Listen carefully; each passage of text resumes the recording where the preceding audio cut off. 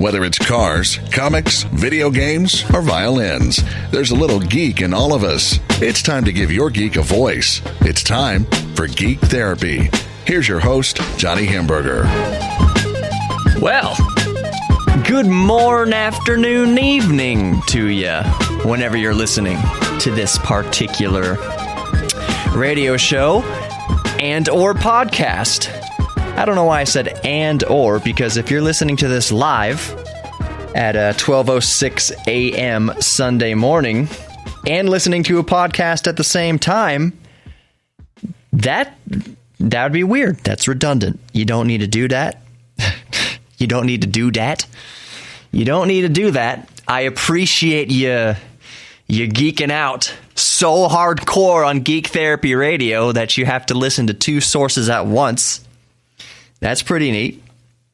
Yeah, so I'll touch on the social media stuff. I'll spit all that out there. I got my Facebook going, Geek Therapy Radio on Facebook, and over the past few weeks, I've been getting lots of new likes and lots of new visits, and I appreciate that. So Geek Therapy Radio on Facebook. It's also Geek Therapy Radio on Instagram. So Geek Therapy Radio on Facebook, Geek Therapy Radio on Instagram.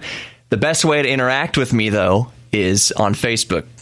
Just go to the wall, the Geek Therapy Radio wall, and say, "Yo, man, I am super into trains. When you going to talk about trains? Here's what I like about trains." And then tell me what you like about trains. Model trains, big trains. I know that some people are so into trains that they can...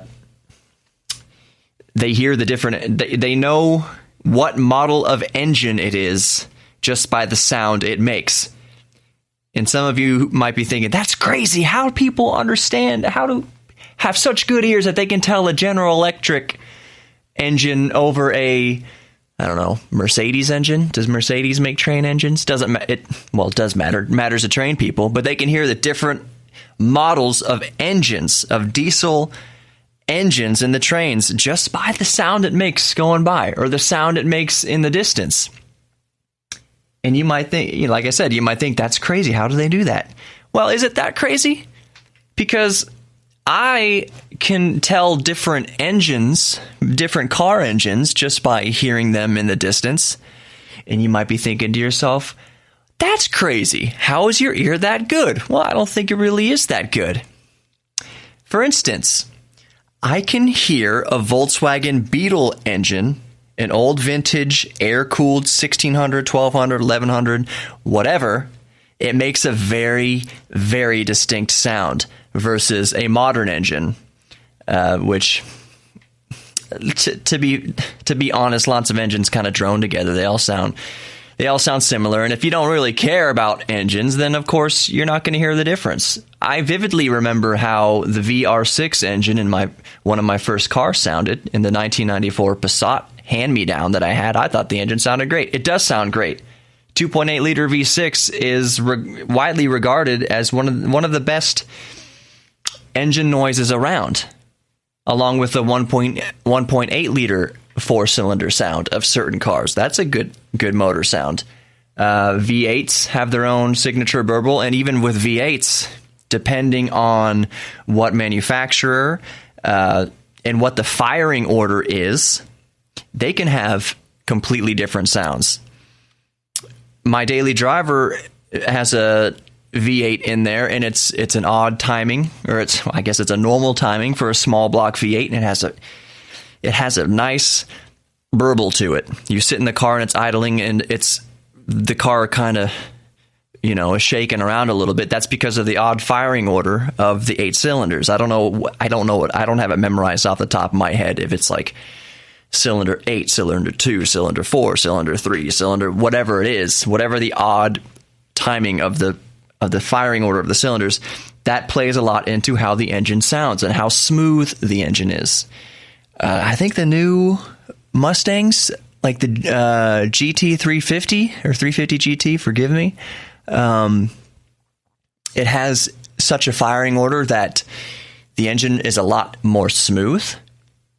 and therefore can rev up to what is the red line for the 350 GT? I think it's like 8,000, 7,000, which in a V8, that's insane RPMs for a red line. That's crazy. But it has to do with the firing order, how smooth it is. So, yeah, back to the trains. And of course, I got on this sidetrack of trains because that's how we geek out. That's how the geek's mind works. There's guys and gals who can hear the different engine sounds and be able to call the General Electric model whatever, blah, blah, blah, from 5 miles away. That's wonderful.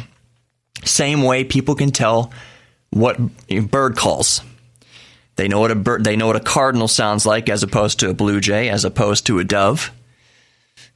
The human ear is amazing at picking out these discrepancies in sound.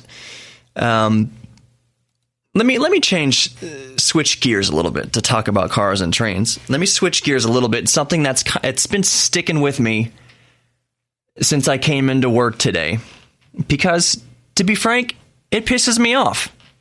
And I hope I don't lose any listeners over this. And if this is the type of thing that makes you think, I can't listen to this guy anymore, then goodbye. I'll just be honest with you. I'll be real honest with you. If you don't like what I'm about to say, I don't need you listening. I will still sleep soundly.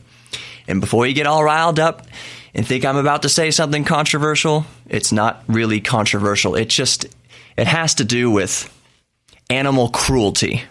So if you're cruel to animals, stop listening. And I'm not a huge animal advocate. I'm not marching around with picket signs and against fur and meat or anything like that. But on the basic level, it's just sickening and subhuman how some people treat animals. So what I'm getting at is, when I was driving to work today, there was a pickup truck with a dog in the bed of the pickup truck.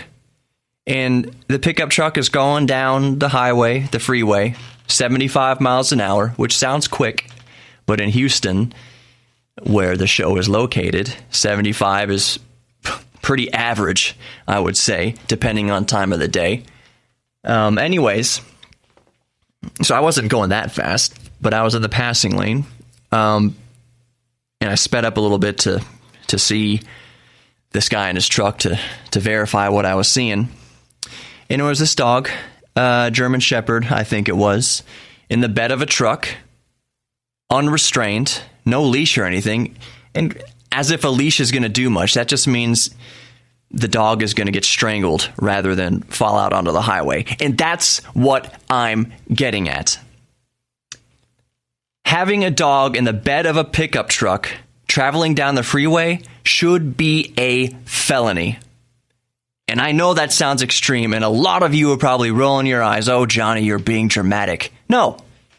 Some of those dogs you see splattered on the highway, sorry to be so descriptive, are in the back of hillbillies' pickup trucks. And I'm calling you a hillbilly if you have your dog in the bed of your pickup truck unrestrained. That's ridiculous. Some of the dogs you see killed on the highway aren't just strays that ran out on the highway. Of course, that's part of it. But some of them are the dogs that have bounced out or jumped out of the back of pickup trucks. So if you have a dog in the back of your pickup truck unrestrained, that should be a felony. You should go to jail or pay a hefty fine starting at $100,000. I'm just going to put a number on it. Starting at $100,000. $100,000 or a year or two of jail time. Easy. Don't put your dogs in the back of your stupid pickup truck. I've had 2 pickup trucks. I have nothing against pickup trucks. Pickup trucks are fun. They're cool. Like I said, I've had 2. I loved them. Don't put your animals unrestricted in the back of your pickup truck. And if that statement pisses you off, stop listening. I don't need you. I don't need that kind of Neanderthal listening to my show. Protect your animals. You're going to go home to your kids and say, sorry, Goldie's dead. She fell out of the back of the pickup truck. That's such an avoidable scenario. I'm going to calm down a little bit. I hope that dog's okay. I hope that person wises up and puts that dog in the bed of their truck or in the cab of their truck. Keep your animals in the cab of your truck. And if you have to have them in the bed of your truck, keep them in a kennel. Something safe that they can't just jump out of.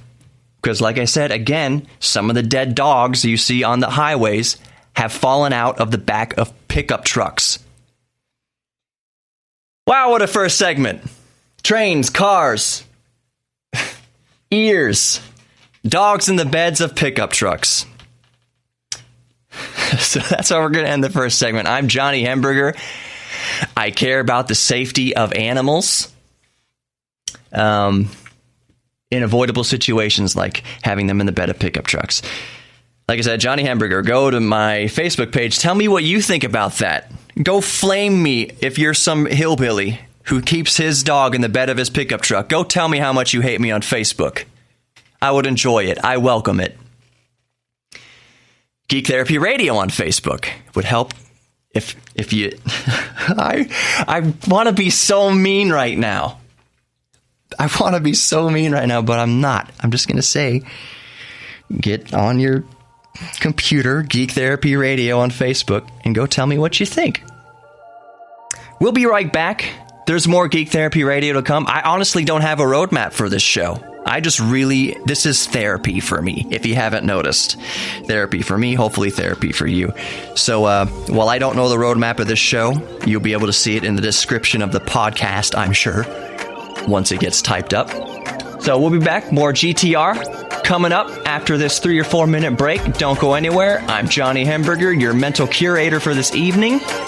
Geek Therapy Radio on Instagram. GeekTherapy at iHeartMedia.com. That's the email. I'll see you in a few minutes.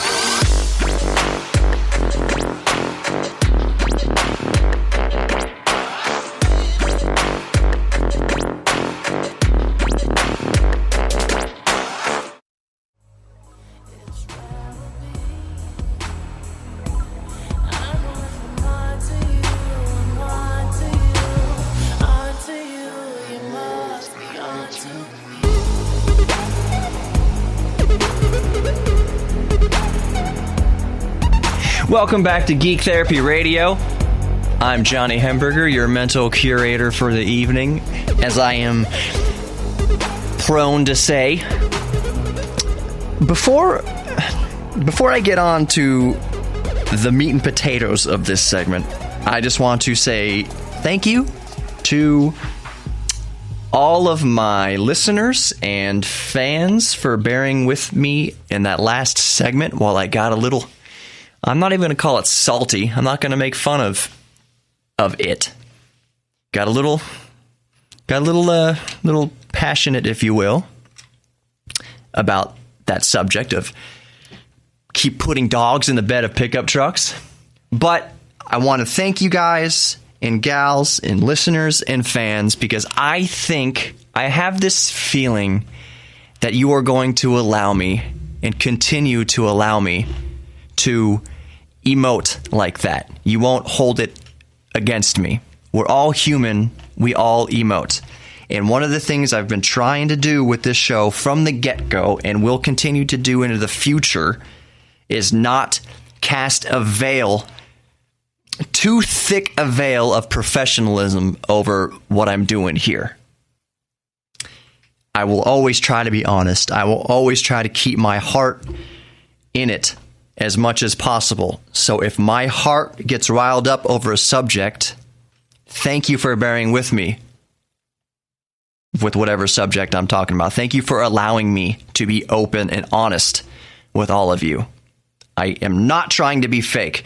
From the very first show, for instance, I said I am not going to be the expert in any one area of geekdom that I cover. I am just a geek. I'm interested in those things, and I want to continue to learn with you about different subjects. So thank you for allowing me to do that. I know we're only a couple months in here, and I'm having it's not even a struggle. It's not even a hard time. I'm keeping the horse in front of the cart. I had these grand visions of where I want the show to go and where I want it to be. I keep getting reminded. I keep reminding myself, or outside influences remind me, you're only a couple months in, dude. Just keep doing what you're doing. People will respond, and it will grow from there. So I'm just trying to be honest with myself, honest with you. This is a very big part of the T in GTR. The therapy, the Geek Therapy Radio. And it's one of the reasons why at the end of every show, I try to impart some encouragement to you. Geeks especially. Geeks need encouragement. Geeks, we have a tendency to be scatterbrained. We have a tendency to think that what we're doing is not good enough. Even if it is good enough. We have this tendency to want to be 100 steps ahead of where we are on the path right now. And it's okay to be on this current step of the path we're on right now.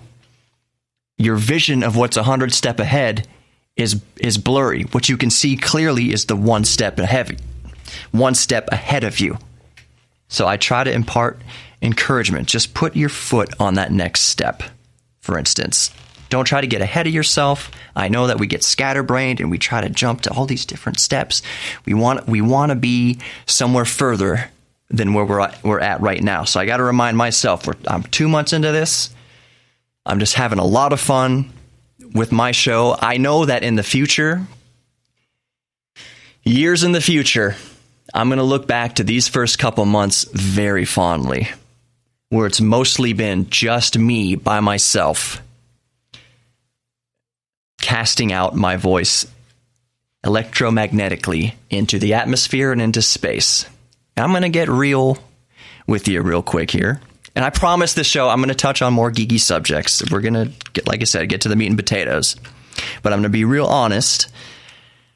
Part of why this first initial part of the process is so meaningful to me, and why I'm so comfortable and so happy to even just have my own one voice go out into the atmosphere, into space, is because I feel like, it's going to get heavy here for a second, I feel like it's just me and my dad.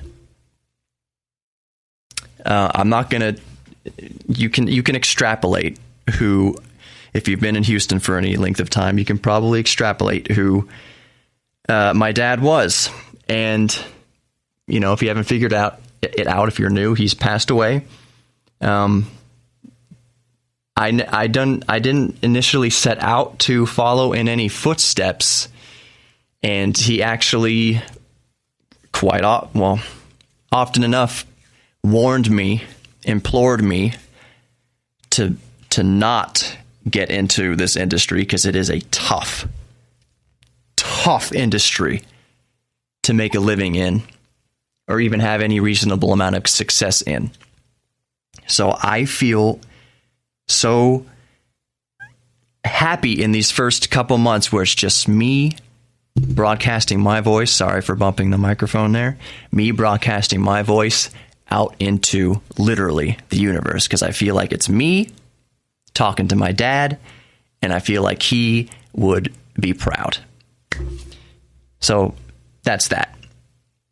Now, all right, okay. Put the tissues away. Let's settle an argument. Let's settle an argument right now that has been burning the internet for several years.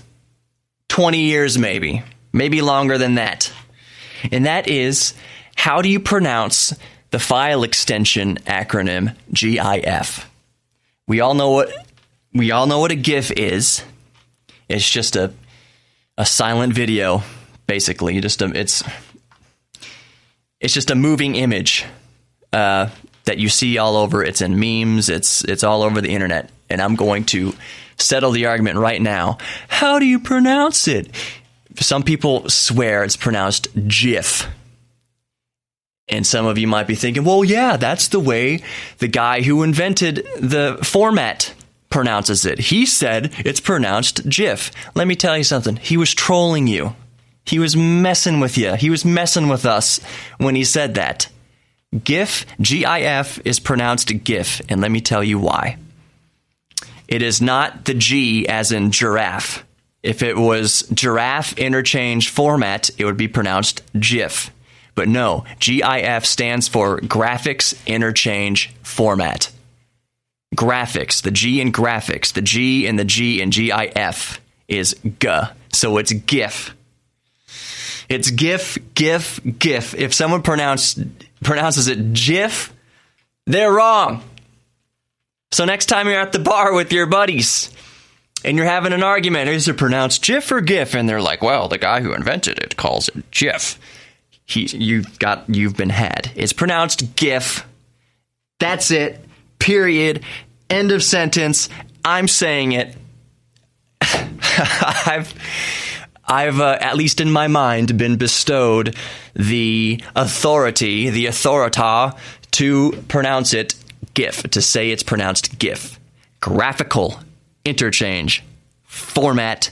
It's called GIF. We got more meat and potatoes coming up on Geek Therapy Radio, GTR here.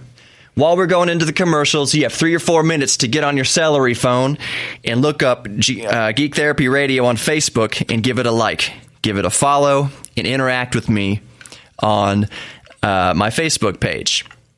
Geek Therapy Radio is also on Instagram under Geek Therapy Radio.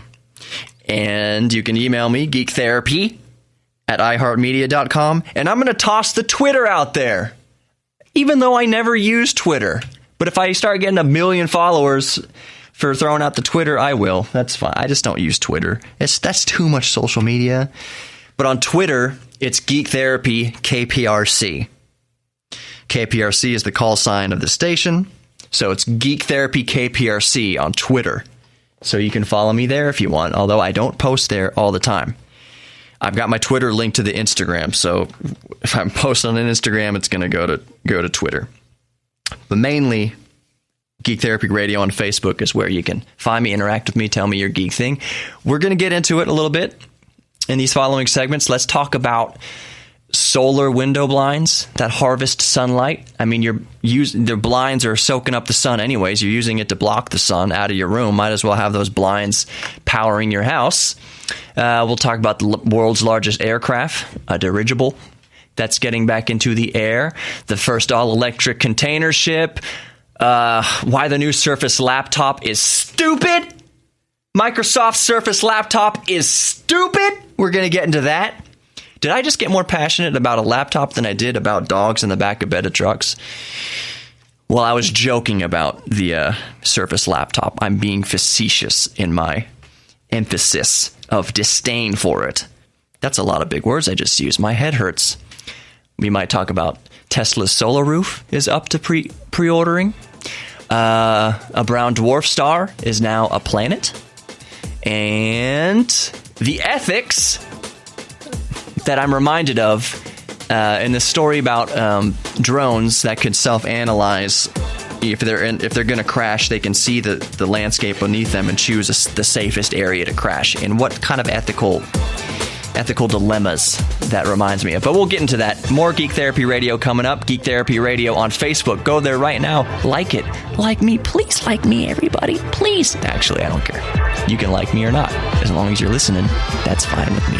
More Geek Therapy Radio coming up. Let's go! You should be dancing to my bump music, y'all. Woo!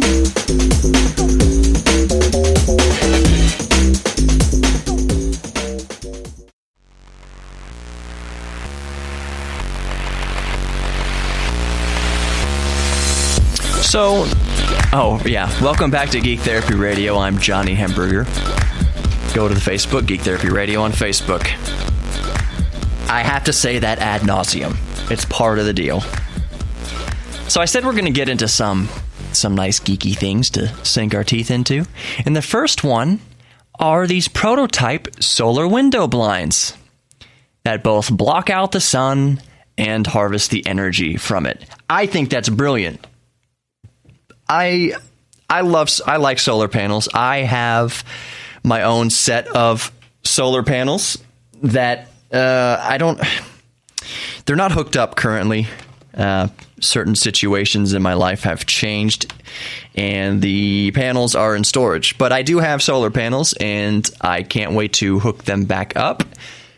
Here's what I used them for years. I used my solar panels. It's just a 45-watt set that I got from Harbor Freight, I think. And I had them hooked into the charge controller and hooked into a deep cycle 12-volt battery.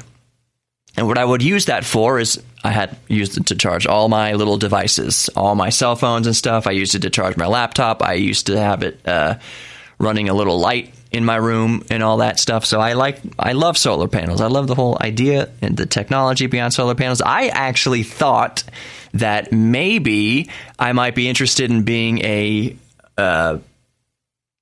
solar panel technician, going around and installing solar panels commercially and privately. I thought that would have been a fun gig. I'm not sure I wanted to make a career out of installing solar panels. If I was going to make a career in solar energy, it would be as an engineer, go get my degree in electrical engineering and whatnot and help develop solar panels, help develop more efficient solar panels. That was a geeky thing that I thought I might like to do. But I'm having more fun on the radio, talking about them. Truth be told, not making as much money as I probably would, but more fun. And that's what matters, right? Fun is more important than food in your gut.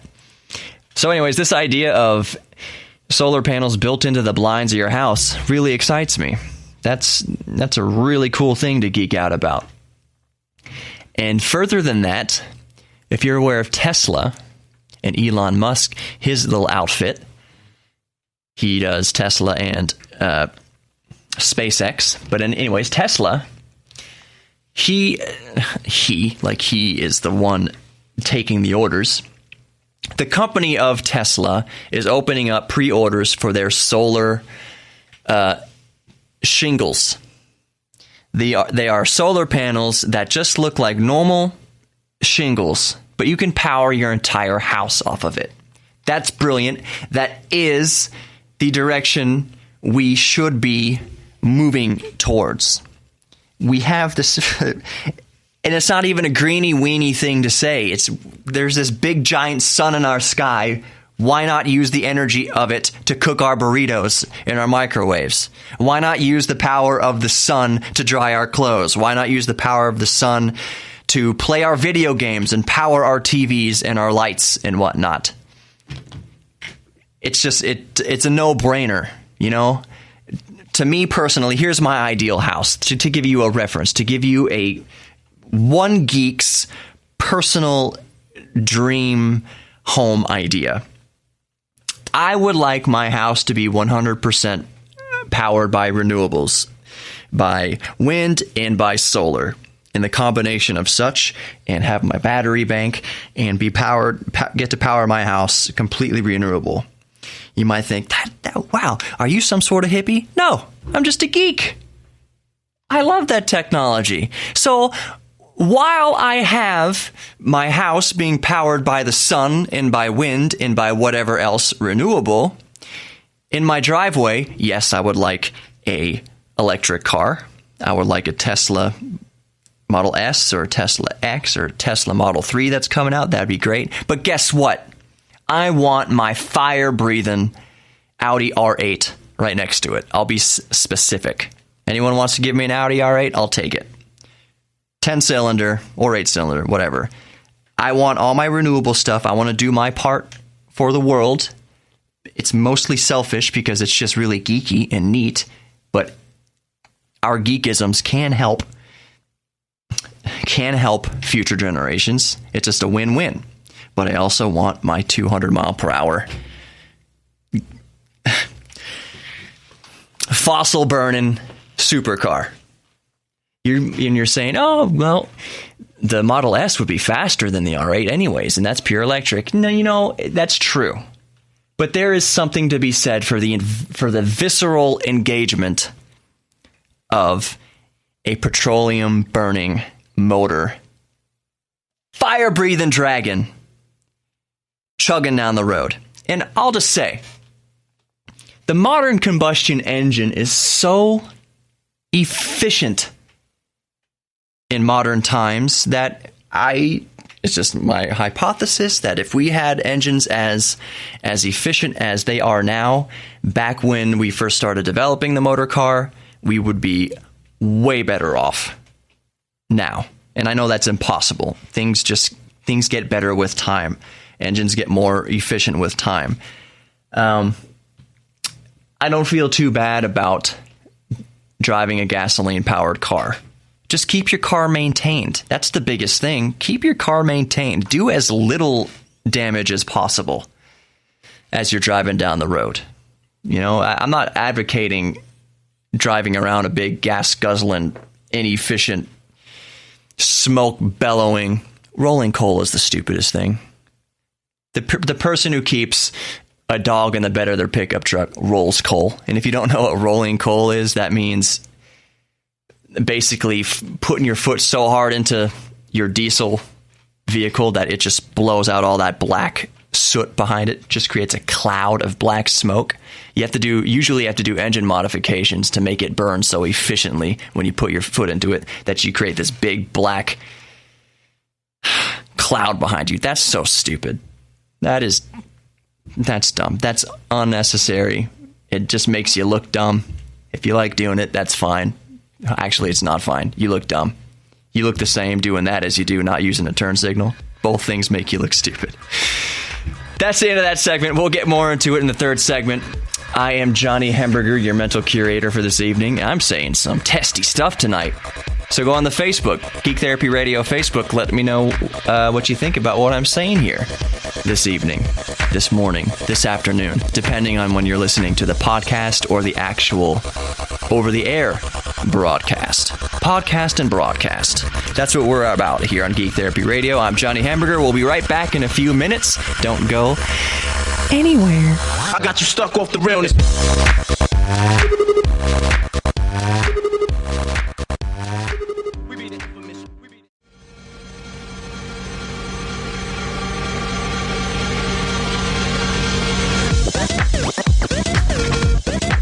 Welcome back to Geek Therapy Radio. I'm Johnny Hemberger. Go to Geek Therapy Radio on Facebook. Go to Geek Therapy Radio on Instagram. Email me, geektherapy@iheartmedia.com. That's geektherapy@iheartmedia.com. I do have a Twitter I use infrequently. That's Geek Therapy KPRC on Twitter.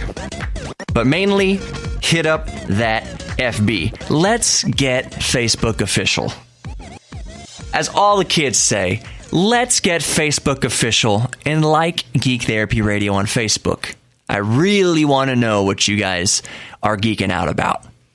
Trains, planes, automobiles, animals, computers, video games, music, instruments, vintage radios, electronics. If you love the smell of melting solder, if you love the smell of soldering things, first of all, that gives you cancer. Second of all, I understand liking the smell of it. Gasoline gives you cancer too. Some people like the smell of gasoline. But anyways, you know when you enter a room and you smell some flux, that some real nerdage is going on. So, Geek Therapy Radio on Facebook. Let's hook up. Let's become Facebook a fish. That's enough. That's enough lingo for now. Here's something very interesting that I have stumbled upon. We're getting into astronomy. If you haven't been able to tell over the past few months, I love the stars. So, as if I looked up through my little telescope and made the discovery myself, or with somebody. Anyways, scientists they found a brown dwarf star that is now a planet. And have you ever wondered, has your geek mind ever wondered, why does a planet like Jupiter exist, a gas giant? What's the difference between a gas giant like Jupiter and a gas giant like our sun? Well, for instance, Jupiter has not amassed enough gravity to compress material together hot enough to kick off hydrogen fusion. That's the difference between a star, like our sun, and a gas giant like Jupiter or Saturn or Uranus or whatever else is out there floating around in the universe. So it's a fine line between gas giant and star.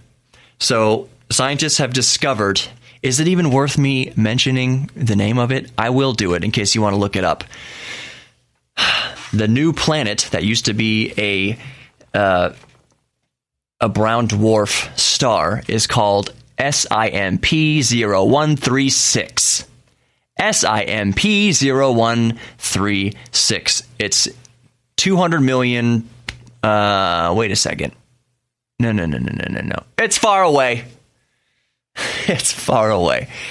So what happened with this is it never quite got to the point where it kicked off the hydrogen fusion reaction necessary to create a star. It got really close, and things on this planet were so hot, this gas giant, that it still emits light. There's still enough energy happening. There's still enough compression of matter happening that it's basically like a red hot piece of steel. You heat up a piece of steel and it glows red hot. It's not actually doing anything nuclear. It's not engaging in any fusion, but it's so red hot that it glows.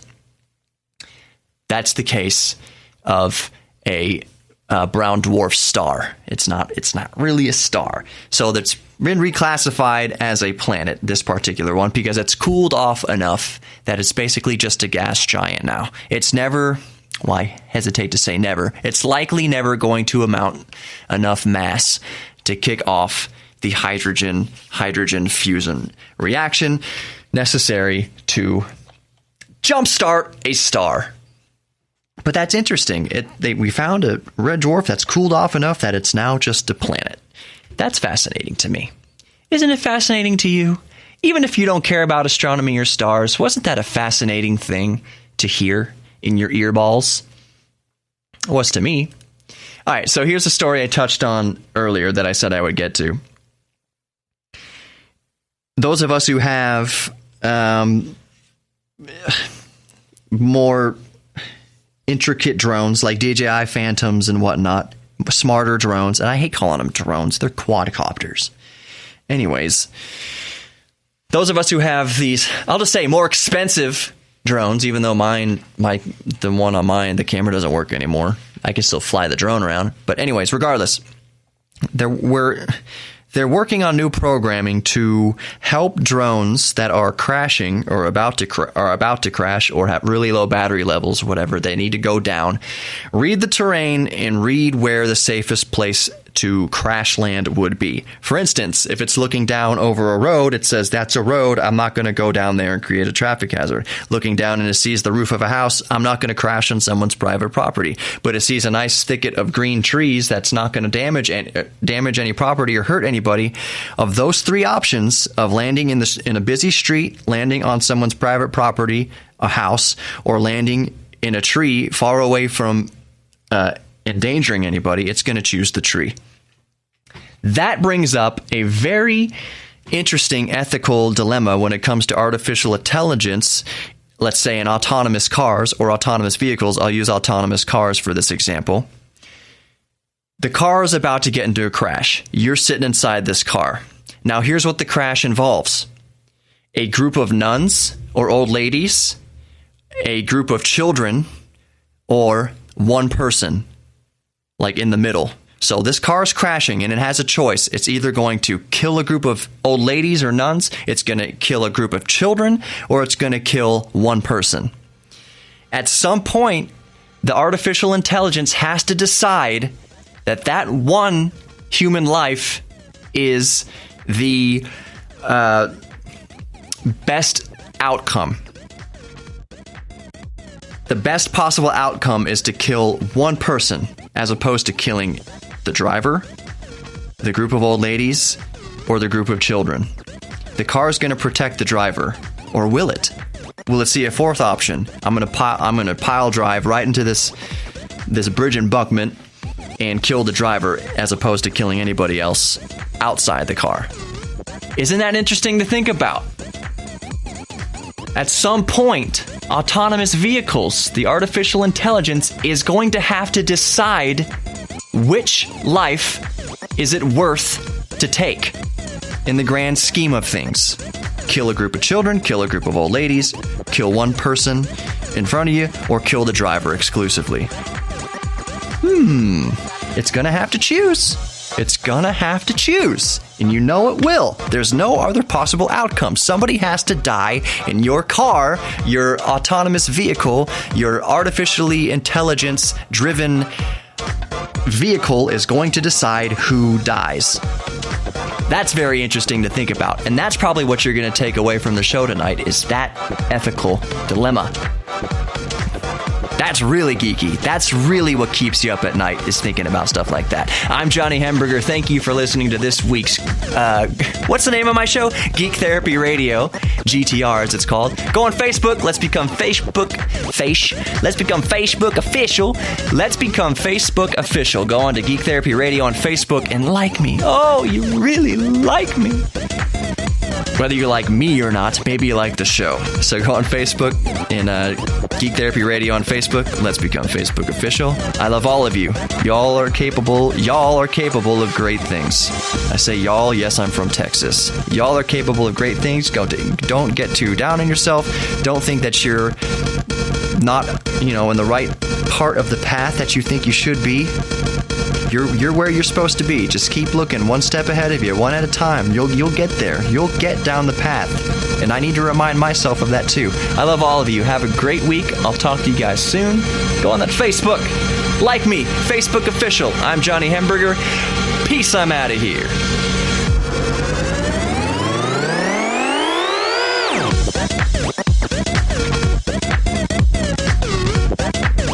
Gonna go ahead and let this one play out here, because y'all should really be going and looking up my boy DJ Bird Peterson on that there Google. He makes all the music for my show. DJ Bird Peterson.